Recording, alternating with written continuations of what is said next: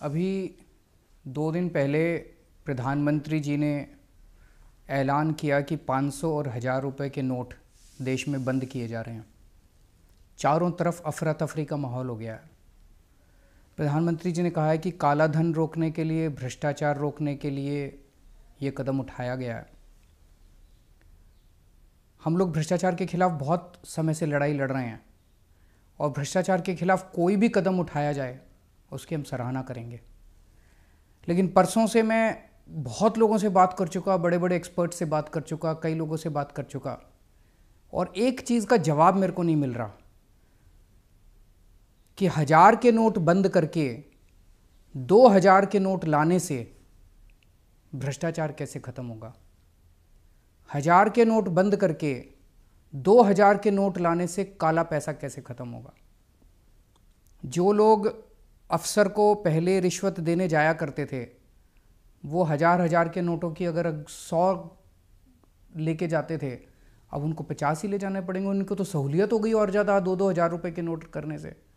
जिन लोगों के घरों में करोड़ों रुपया जमा था कमरों के अंदर, उनके कमरों में, बिस्तरों में करोड़ों रुपए था, उनको तो अब 2-2 हज़ार के नोट मिल जाएंगे, उनको तो और सहूलियत हो गई।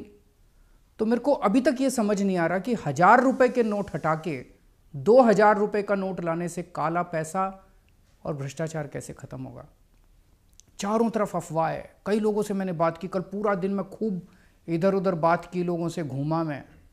चारों तरफ लोग कह रहे हैं और इस बात के सबूत हैं कि जी जो इनके अपने लोग थे, जो इनके अपने दोस्त थे, जिनके पास सबसे ज़्यादा काला धन है इस देश के अंदर, उनको इन्होंने पहले से ही बता दिया था, हफ्ता भर पहले।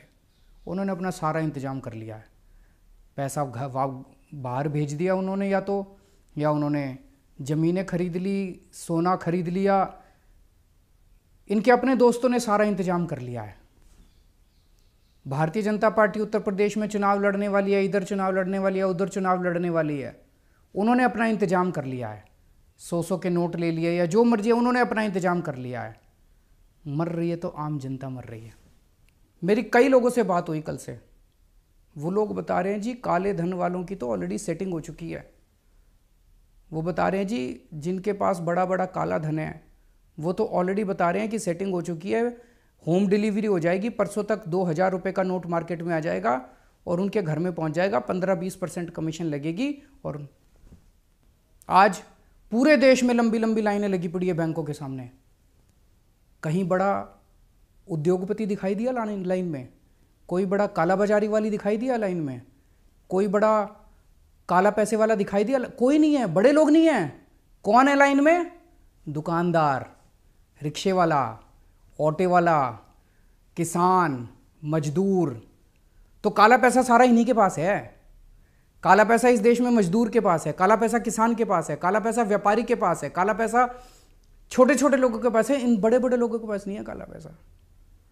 तो पूरे के पूरे कमीशन खोरी का धंधा शुरू हो गया पूरे देश के अंदर। कह रहे हैं काला पैसा बंद करेंगे। अरे काला पैसा तो शुरू हो गया, दलाली शुरू हो गई। ऑलरेडी बाजार के अंदर 1000 रुपए 800 रुपए में बिक रहे हैं। 500 का नोट 400 रुपए के अंदर बिक रहा है, पूरा खुलेआम बिक रहा है। ऑलरेडी दलाली शुरू हो गई है, कमीशन खोरी शुरू हो गई है। 50,000 रुपए तोले के अंदर सोना बिक रहा है। तो आपकी तो काला मतलब ब्लैक इकोनॉमी खत्म करने चले थे, तो पूरे धड़ल्ले से शुरू हो गई इनकी। पूरे देश के अंदर कमीशन खोरी शुरू हो गई। तो 1000 रुपए बंद करके 2000 रुपए चालू करके आप काला पैसा बंद नहीं कर रहे। आपकी नीयत के अंदर खोट है। अगर प्रधानमंत्री जी 1000 रुपए बंद कर देते, 500 रुपए बंद कर देते, बिल्कुल बंद कर देते, कोई दिक्कत नहीं थी, हमको हम सपोर्ट करते। लेकिन 1000 रुपए बंद करके 2000 रुपए चालू कर रहे हैं, नीयत में खोट है। कुछ ना कुछ ये गड़बड़ कर रहे हैं। पूरे देश के अंदर जनता दुखी हो रही है। गरीब आदमी जिसके पास 10,000 रुपये थे, 500 के नोट थे, आज मार्केट में जा रहा है, मार्केट में लोग कह रहे हैं, दुकान वाला कह रहा है 8,000 में लूँगा। उसकी तो खून पसीने की कमाई आपने 20% तो यूं ही कम कर दी। 22 दिसंबर 2013 को प्रधानमंत्री जी ने ट्वीट करा था। प्रधानमंत्री जी ने कहा था इस देश का बच्चा बच्चा जानता है कि काला धन कहाँ पड़ा है।